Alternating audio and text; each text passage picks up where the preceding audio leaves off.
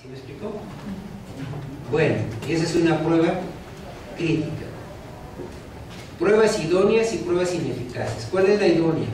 La que es adecuada para probar los hechos. Esa es la prueba idónea. La ineficaz, la que no es suficiente para probar un hecho. Allí es cuando ustedes ejercitan una acción, tienen que saber cuáles son los hechos. ¿Cuáles son los hechos del derecho que reclaman? ¿Cuáles son los hechos cuya realización genera la consecuencia derecho que reclaman? Entonces tienen que ver qué pruebas necesitan, o qué medios de prueba necesitan, o vehículos de prueba necesitan llevar para que pueda producirse prueba, es decir, certeza o demostración del hecho. ¿Sí me explicó? Bueno, carga procesal ya la conocemos perfectamente. Potestad o facultad que tienen las partes para realizar o no un acto procesal en su propio beneficio. ¿Y por qué se llama carga y no obligación? Es una carga porque si quieres la realizas y si no, no. Es en tu perjuicio. Es en tu perjuicio, es una carga que tienes. Aunque los jueces dicen, era obligación del actor probar. Y a veces así lo dicen en la resolución. Pero cuando hablan de que era tu obligación probar, en realidad están diciendo, era tu carga probar. Tenías la carga procesal de probar. ¿Sí o no? Dice carga de la prueba, las partes tienen la carga de prueba de sus, aquí dice tus atribuciones, no, de sus afirmaciones. De sus afirmaciones. Las computadoras son buenas, pero debe ser lo más el que las usa para escribir bien. Tiene la carga de sus afirmaciones. Dice, ¿qué más está leyendo? Sí. El que afirma está obligado a probar. El que niega no está obligado a probar, salvo que su negativa envuelva una afirmación. Dice, tú estuviste escuchando una clase bien aburrida en el IIC a tales horas, tal día. La persona dice, lo niego. Él no está obligado a probar su negativa, pero si él dice, no es cierto, yo estaba en el otro salón. ¿Cómo iba a estar en esa clase si estaba yo con mi novia? No iba yo a estar escuchando una clase y dejando a mi novia. Eso sería una descortesía para mi novia. Entonces está negando, pero su negativa envuelve una afirmación. Entonces le toca probar su negativa, ¿de acuerdo? Eso es muy importante. Dice, se tiene que probar cuando se desconozca una presunción. Hay presunciones. Las presunciones son medios de prueba. Una presunción legal las establece la ley. La ley presume cierto un hecho. Por ejemplo, presume cierto que el menor de edad necesita alimentos. Dice, pues bueno, es que no es tan ilógico pensarlo. Bueno, la ley dice que el menor tiene la presunción de necesitar alimentos. Pero el demandado puede decir, no, pues sí es menor y se presume que necesita alimentos. Pero este menor, que es mi hijo, gana 25 veces más que yo porque tiene ingresos de esto y lo otro. ¿Sí me explico? Y ya no necesita alimentos. Los alimentos se fijan según un criterio de proporcionalidad llamado necesidad y capacidad. ¿Sí me explico? Entonces, pero finalmente hay una presunción. Pero cuando se desconoce la presunción, si yo, no es cierto que mi hijo, aunque sea menor, necesite, estoy desconociendo una presunción que dice que los menores necesitan alimento. Entonces ahora yo desconozco la presunción, necesito aportar prueba que desvirtúe esa presunción legal. ¿Sí me explico?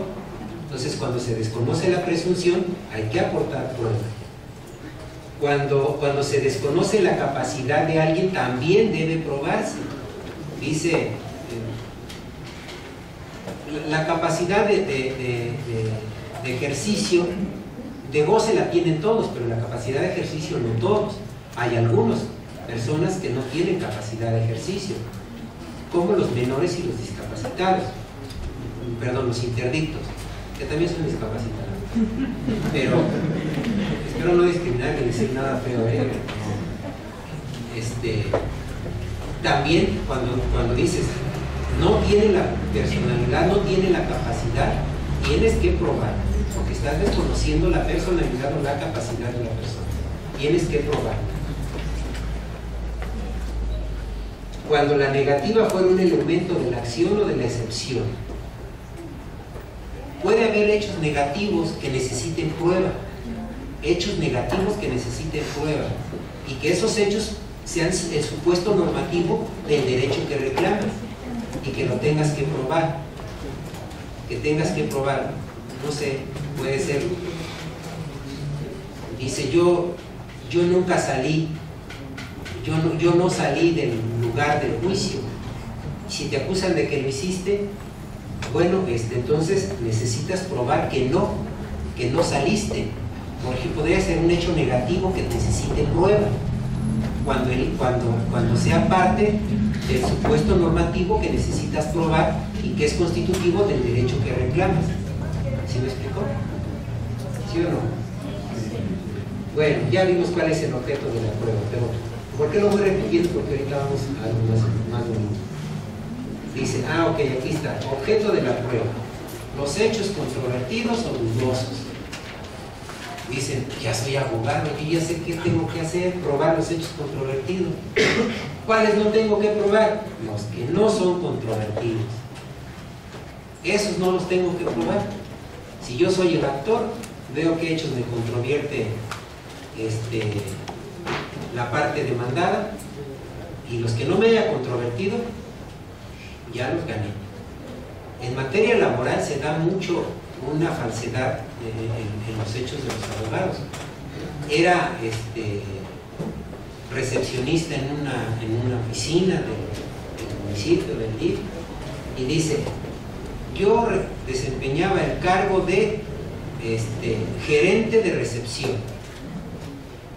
y tenía un sueldo de 35,000 pesos quincenales y tenía un bono de 20,000 y tenía una canasta semanal de 5,000 y tenía ayudas de pasaje de 10,000, y un montón de prestaciones que dices, sumadas te dan 300,000 pesos de ingresos mensuales. Y los abogados presentan ese tipo de demandas. Si el abogado no controvierte eso, cierto. La materia laboral es bien delicada para el patrón, pero el patrón tiene el mango en las relaciones laborales porque él tiene el expediente, él tiene el contrato, él, salvo que tenga muy mal jefe de recursos humanos, no estoy refiriendo a mí.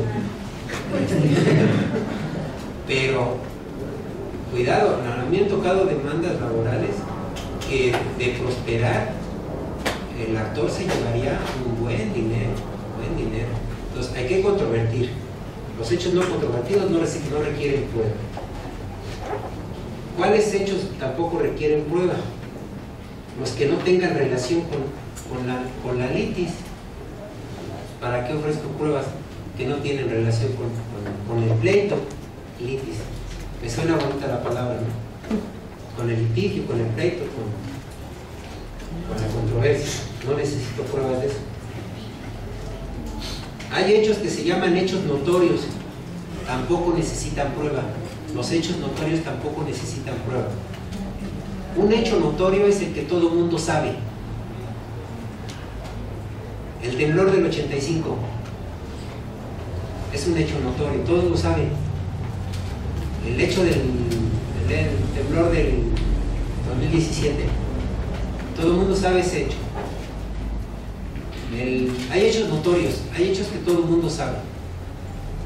Yo acabo de invocar uno en una controversia constitucional que acabo de presentar en la Corte, la explosión del mercado de San Pablito. Le digo a la Corte que el 21, 22, ¿qué día fue? El 21 de diciembre del año pasado, ¿sí o no? Hubo una explosión en el mercado y que murieron 42 personas, tristemente. no obedecer las normas, pero ese es un hecho que todo el mundo conoce y que no necesito aportarle pruebas de que explotó el mercado.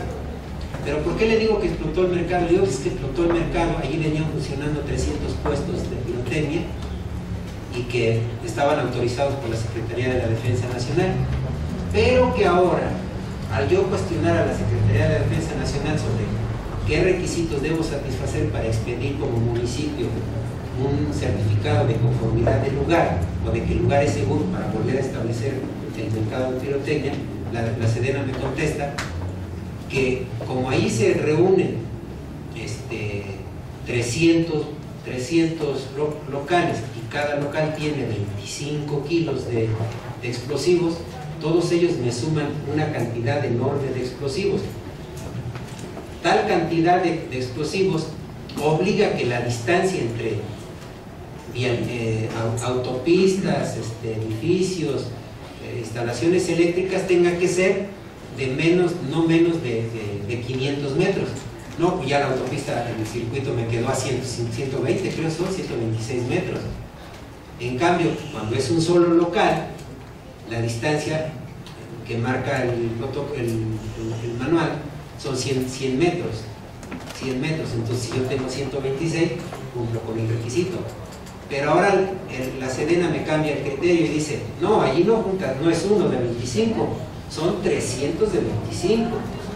Entonces ahora me quieren, ese criterio lo estoy contribuyendo en la Suprema Corte.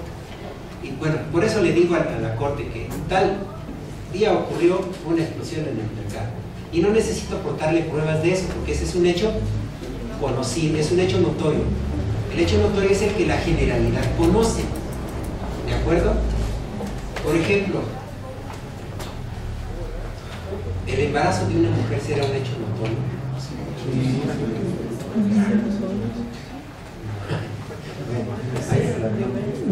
¿Desde qué momento, no?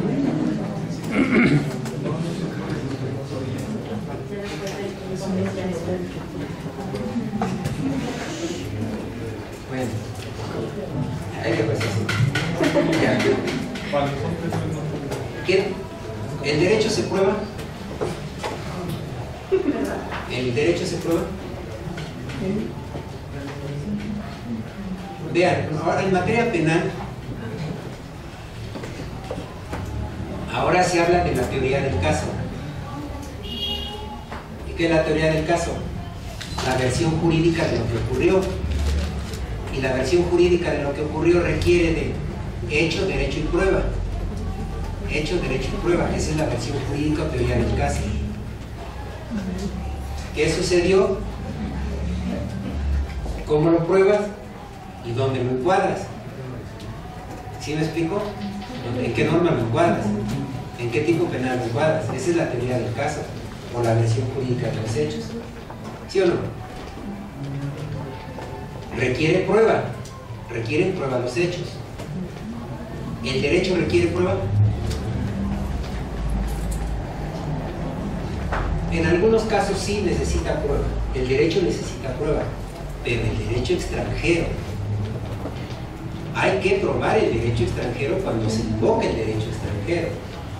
¿Y cuál es el derecho extranjero? Ahora es más interesante discutir sobre el derecho extranjero. Porque hay derecho internacional, el de los derechos humanos. Los tratados internacionales en materia de derechos humanos, que tienen muchos el país, firmados por el Ejecutivo y aprobados por el Senado, ¿son extranjeros? ¿Son ley extranjera?